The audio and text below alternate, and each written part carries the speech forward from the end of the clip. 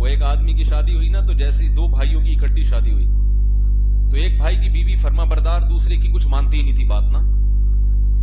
تو وہ پریشان ہو گیا، یار تیری بیوی اتنی فرما بردار ہے، میری والی کبھی کچھ مانتی نہیں ہے. تو اس نے کہا بھائی میں تو جب بھی گھر میں آتا ہوں نا، جو پہلی رات سے ایسا کر رہا ہوں، جو چیز سامنے آئی لات مار کے اڑا دیا اس کو، کہ یہاں تمیز سے بات ہی نہیں کی کبھی نا میں نے. گھر میں آتے ہی گلاس نظر آیا، پڑا ایک کک ماری اس کو، یہ یہاں کیوں پڑا ہوا ہے؟ تو بیوی پہ روب بیٹھ گیا. کیا بیٹھ گیا؟ اس نے کہا اچھا اب بھائی ہر چیز ہر ایک کے لیے. تو اس نے بھی کیا، اگلے دن آیا گلاس کو لات ماری. بیوی نے کہا اب نہیں، یہ پرانے، یہ پہلے اب پتہ چل گیا یہ کہیں سے سیکھ کے آیا ہوا ہے، یہ کسی نے گنتی تمہیں سکھائی ہے. تو خیر ایک آدمی کی شادی ہوئی، 3 بیویاں مر چکی تھی نا، چوتھی شادی کی.